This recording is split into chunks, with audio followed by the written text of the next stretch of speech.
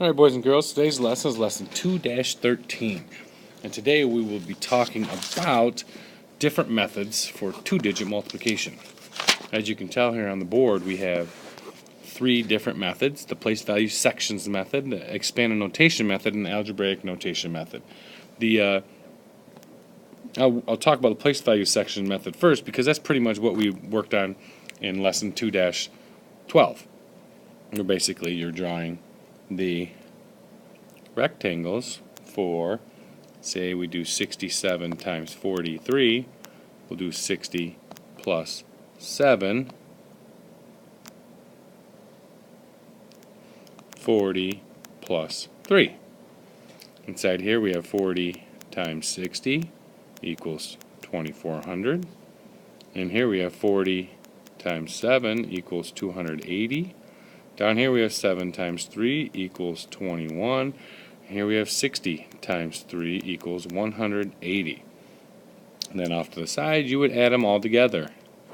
2400 plus 280 plus 180 plus 21 equals, add it all together, 18, carry the 1, 5, 7, 8, 2,881.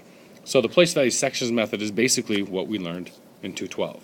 Okay, so by now you should be pretty good in that from the homework and our whole group practice that we had. So I'm going to shrink this and get it out of the way along with the place value sections method and talk about the expanded notation method. Okay, expanded notation method is a little bit different. You need a little bit less writing because you're not going to be making your boxes. But what you're doing is you're going to write out the problem, and then you're going to put them in expanded notation. So 60 plus 7 and 40 plus 3. Then what you're doing is you're drawing lines. Okay, you need to draw lines, and I'm going to switch colors up here. You need to make sure 40 multiplies 60, and 60 multiplies 40, and 60 multiplied by 3. You also need to do 7 multiplied by 40 and 7 multiplied by 3. Okay, so make sure you do all four of those and you write them out and then you add them all together. So let's start with the first one. Let's start with 60 times 40 equals 2400. Okay, the next one we did in red was 60 times 3 equals 180. Okay, next one we'll do is 7 times 40 equals 280, and then I did 7 times 3 equals 21. You add them all together, you get 2,881. Okay, that's where you're drawing the lines. So you're putting the arcs, these curved arcs. That's where you're showing all your work. Okay, then you're rewriting them over here, and then you're lining them up correctly right here. The most important thing is to line them up really, because if you don't line them up, you're going to add it wrong. So that is the expanded notation method. So let me scoot this guy out of the way, and then we'll talk about the algebraic notation method.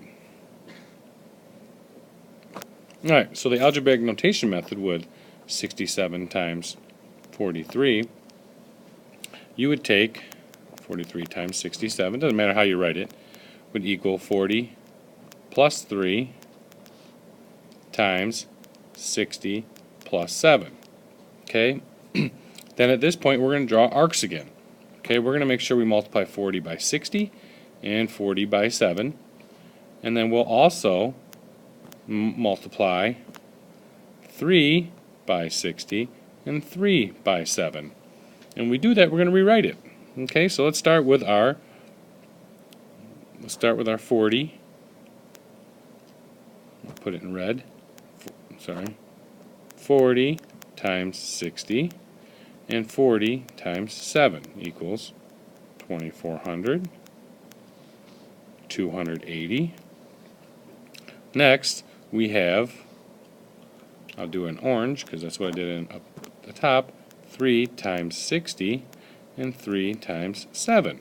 So equals 180 equals 21. You add it all together, once again, we get 2,881. So that's the algebraic notation method, okay? All these ways are fine with me how you do it. You know, the rectangles are nice. The area models are really nice to see all the work, but this is how I kind of like doing it too, because I like to just draw the arrows. And that way you're doing the same thing, you're just not drawing the squares. So I'm going to scoot this guy out of the way for now, now that we went over the 3 different methods. And what I want you to do is I want you to go to your workbook page, page 71, to kind of talk about the 3 different methods. And for the 3 different methods here, they put them all in the squares. They put them all in the rectangle. Okay, in this rectangle method, you're able to see all the work. So the place value sections method is basically with the rectangles. Okay, and this is what it looks like when you do all the adding.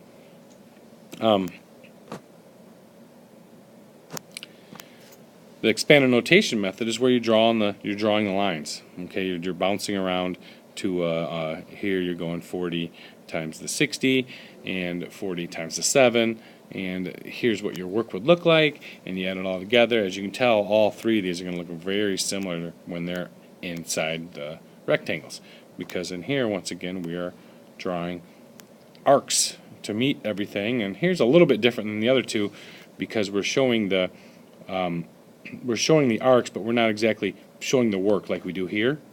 Okay, we're just putting the answers down. I know when I explained it before, I actually put it down similar to this. Either way is fine. I like to see the work, so this doesn't exactly have all the work, but that's okay. And then what is alike about all 3 of these methods? Hopefully you said something like, you know, most of them, you know, they all actually they're all alike because they're all you can do them all inside rectangles. You can they all pull apart the place value. You're actually multiplying each place value by each other.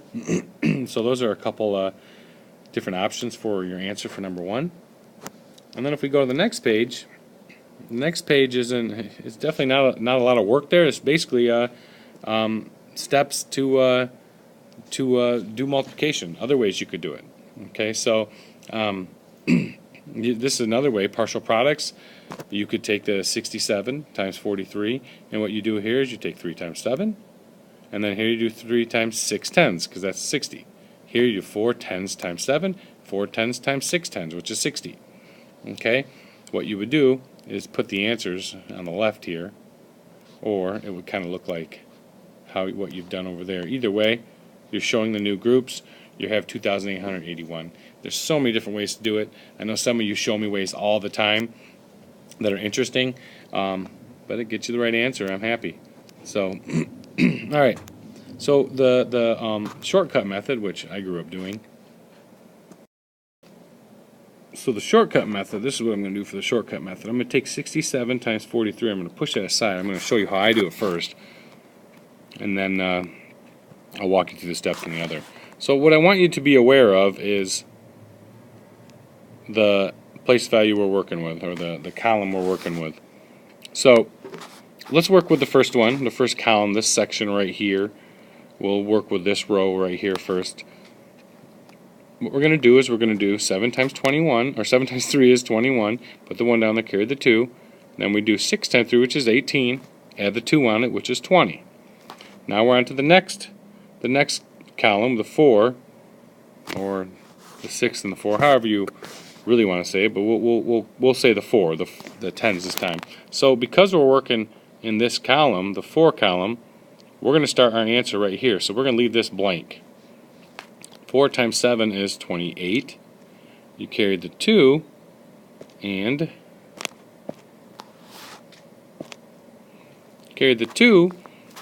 you get 6 times 4 is 24 plus 2 is 26. Add it together, you have the 1, you have 8, 8, 2.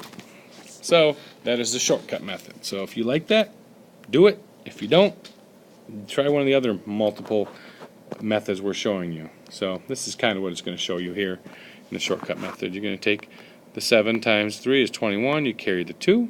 Over here, you add the 2 on the 6 times 3 is 18 with 2 is 20. Then you start one spot over, and then we'll start with the 7 times 4 is 28. Carry the 2. 6 times 4 is 24. Plus 2 is 26, which is here. And altogether, 2,881. So there's a couple different methods for you. There's not a whole lot of workbook pages left for this.